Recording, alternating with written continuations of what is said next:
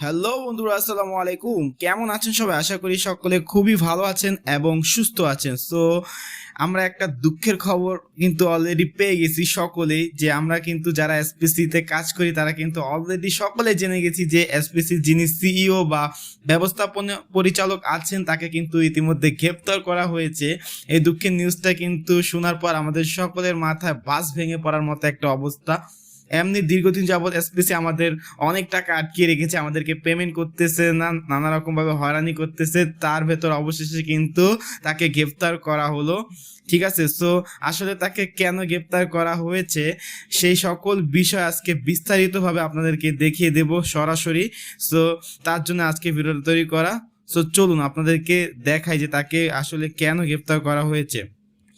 So বন্ধুরা, আমরা কিন্তু এখন চলে আসছি, দেখেন আপনারা দেখতে পাচ্ছেন যে jago-news24.com। আর আমরা কিন্তু জানি যে jago-news24.com কিন্তু বাংলাদেশে খুবই একটা পপুলার নিউজ পোর্টাল।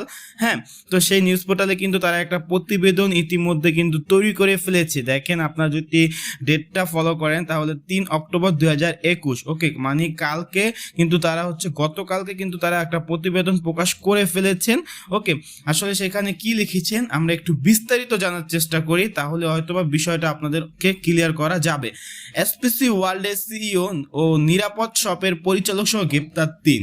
সো বন্ধুরা, এখানে কিন্তু শুধু এসপিসি ওয়ার্ল্ডের সিইও আলামিন প্রধান না, আরেকটা ই কমার্স প্ল্যাটফর্ম নিরাপদ শপের পরিচালককেও কিন্তু গ্রেপ্তার করেছেন।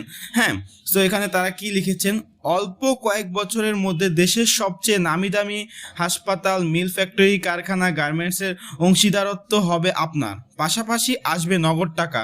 সদস্য সংখ্যা বাড়াতে পারলে সেই টাকার পরিমাণ কিছুদিনের মধ্যে পৌঁছে যাবে লাখের কোঠায়। ভুয়া একটি প্রতিষ্ঠানের এমডি ও সিইও এমন লোভ দেখিয়ে লাখ লাখ মানুষের কাছ থেকে হাতিয়ে নিয়েছেন কোটি কোটি টাকা। এসব অভিযোগের ভিত্তিতে এসপিসি ওয়ার্ল্ড এক্সপ্রেসের সিইও ও এমডি আলামিন ও নিরাপদ শপ নামে আরেকটি ই কমার্স প্রতিষ্ঠানের পরিচালক সহ 3 জনকে গ্রেপ্তার করেছে পুলিশের অপরাধ তদন্ত বিভাগ সিআইডি। রোববার 3 অক্টোবর সন্ধ্যায় তাদের গ্রেপ্তারের বিষয়টি জাগো নিউজকে নিশ্চিত করেছেন সিআইডি অতিরিক্ত পুলিশ সুপার আজাদ রহমান। তিনি বলেন, এ বিষয়ে আগামীকাল সোমবার দুপুরে সিআইডি প্রধান কার্যালয়ে আয়োজিত সংবাদ সম্মেলনে বিস্তারিত জানানো হবে। সো বন্ধুরা, আমরা কিন্তু ইতিমধ্যে জেনে গেছি যে কোটি কোটি টাকা আত্মসাতের কারণে কিন্তু তাকে গ্রেপ্তার করেছেন। হ্যাঁ, আর আর এই বিষয়ে কিন্তু আমরা কিন্তু ইতিমধ্যে পুরো বিস্তারিত পড়ে নিয়েছি এবং আপনারাও আশা করি কিছুটা হলেও বুঝতে পেরেছেন। আর আমরা কিন্তু সকলেই জানি যে এসপিসি যিনি আলামিন প্রধান আছেন তিনি কিন্তু আরেকবার আইনি ঝামেলায় জড়িয়েছিলেন। হ্যাঁ, কিন্তু তিনি কিন্তু এটা নিয়ে আবার দ্বিতীয়বারের মতো আইনি ঝামেলায় অলরেডি জড়িয়ে গেছেন। ওকে, এবং এই বিষয়ে কিন্তু একটা সংবাদ সম্মেলন হবে। হ্যাঁ, আজকে দুপুরে, ঠিক আছে, একটা সংবাদ সম্মেলন হবে এবং সেইখানে সংবাদ সম্মেলনে তারা একটা ডিসিশন নিবে বা সাংবাদিকদের জানাবেন যে কি হয়, আসলে তাদেরকে কি করবে বা আশয় বিষয় সকল কিছু জানাবেন। ওকে, সো এসপিসি আলামিন প্রধানকে গ্রেপ্তার করা হয়েছে। তাকে গ্রেপ্তার করে আসলে এসপিসি যারা গ্রাহক আছেন তারা কিন্তু ইতিমধ্যে এমনি অনেক প্যারার ভিতরে ছিলেন, অনেক হয়রানির ভিতরে ছিলেন এবং এখন কিন্তু তারা অনেকে কোশ্চেন করতেছেন যে ভাইয়া আসলে এইবার তো আমরা টাকা পাবো না, এটা শিওর। আসলে এরকম কিছু এখন বলা যাচ্ছে না, আপনারা ওয়েট করে দেখেন যে বাংলাদেশ গভর্নমেন্ট কি সিদ্ধান্ত নেন। ওকে, তাদের সিদ্ধান্ত আশা করি যে একটা আশানুরূপ সিদ্ধান্ত নেবেন এবং এসপিতে যারা কর্মকর্তা আছেন সকলকে একটা গুড নিউজই দিবেন। হ্যাঁ, তো আশা করি আমরা আমাদের সকলের টাকা সকলে বুঝে পাবো ইনশাল্লাহ।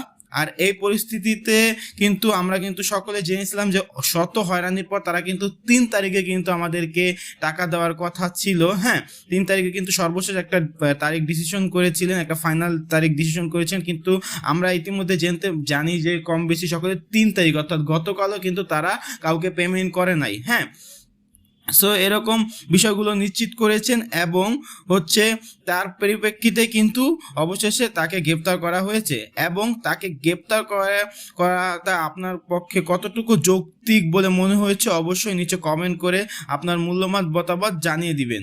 এবং এসপিসি সম্পর্কে আপনার যদি কোনো বক্তব্য থাকে বা এসপিসি সম্পর্কে কোনো মতামত বা তাকে গ্রেপ্তার করার কতটুকু যৌক্তিকতা আছে এই বিষয়ে সকল বিষয় আপনি কিন্তু অবশ্যই আমাদের নিচে কমেন্ট করে আপনার মতামত জানিয়ে দিবেন।